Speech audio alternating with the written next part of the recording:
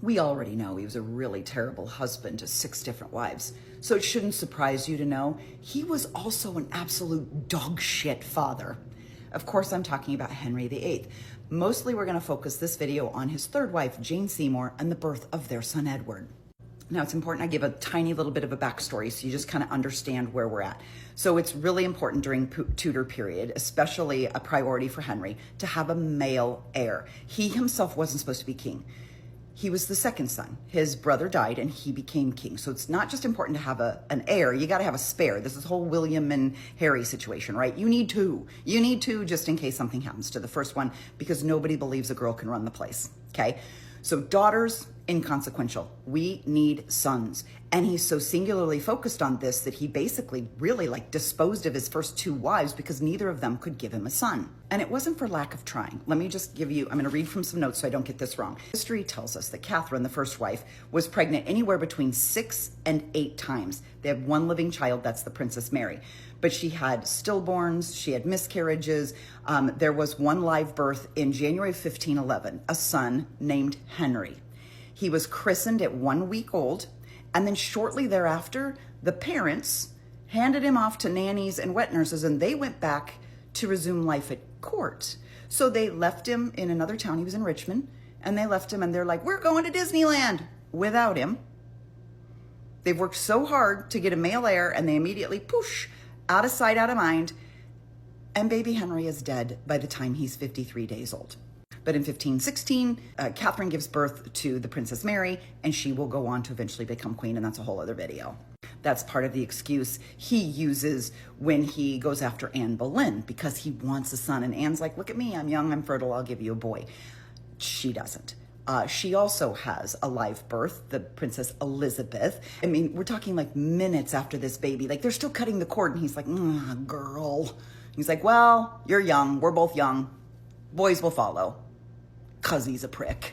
But boys don't follow. Anne Boleyn ended up being pregnant at least 3 times. Lady Elizabeth, a stillbirth, and then a miscarriage. So we get to Jane. Jane's the 3rd wife. And Jane is one of 10 children. So they look at Jane and they go, here we go. This is the one that can reproduce. This is the one that's going to give us sons. He marries Jane just 11 days after the execution of Anne Boleyn, because we're not going to waste any time here, folks. And by the very beginning of 1537, Jane is pregnant. Gives birth to their son Edward in October of 1537. And it is this birth I want to talk about, because this birth also leads to the death of Jane Seymour, who this king claimed was the love of his life. So I'm going to walk through this so you can see what a shitty, shitty man this guy really, as if my past videos haven't proven to you that he was a shitty, shitty man. This one's going to do it. This one's going to do it.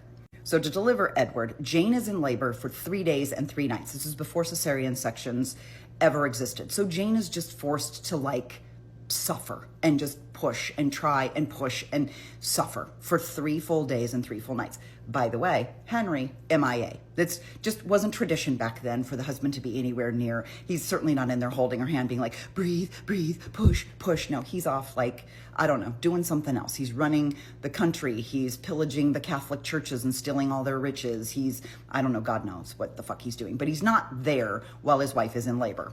Finally, Edward is born. They see it's a boy.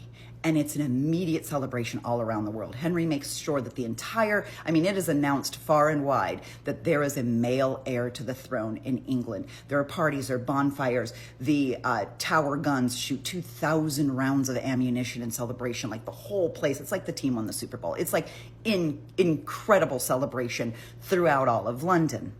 Because they're royalty, there's very little interaction with the child, right? So Edward is born, Henry gets him, goes, oh yeah, look what I did, great, great, yep, he's beautiful, thank you very much. And he hands him off to wet nurses and nannies, and Edward is whisked away to his own apartment. Again, completely out of sight. Meanwhile, Jane is in bed, suffering, trying to recover from this horrible birth.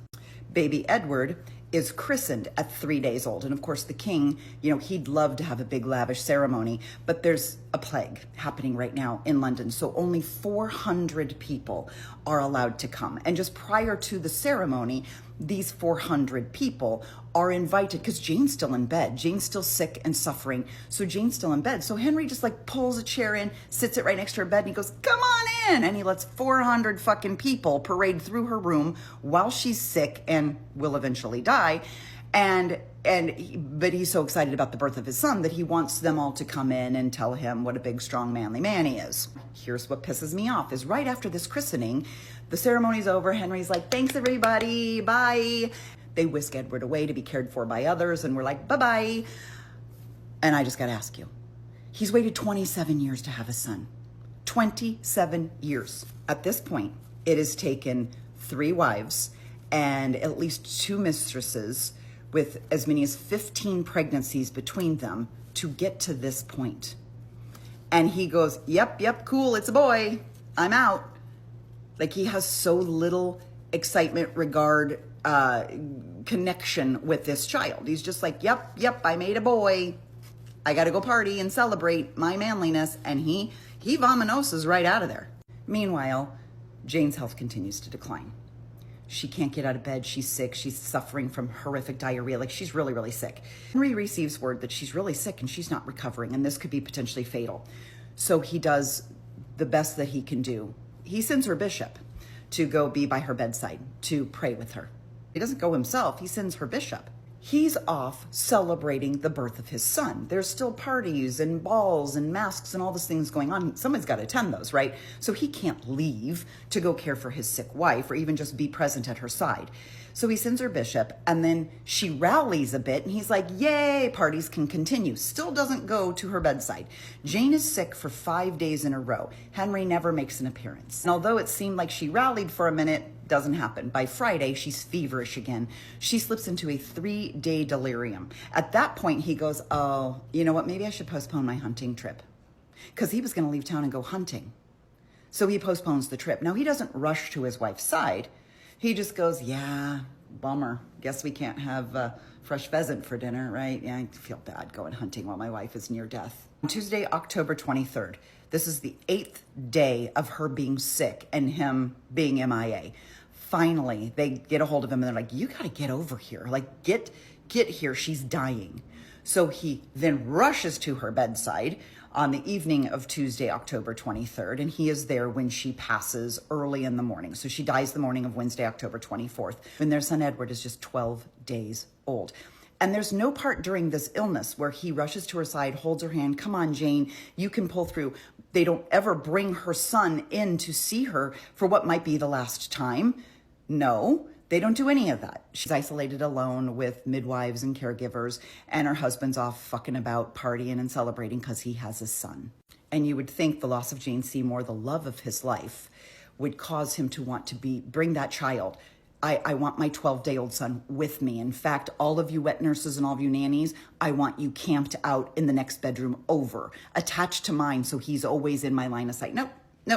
Edward is sent off to be raised by others. He's lucky enough if he can come to court like once a year to see his father, because Henry doesn't care. As long as he can tell the world he has a boy, he doesn't give a fuck about the kid at all. Not only is he a terrible husband, he is a dog shit father. There's so many more videos I got to make about this guy.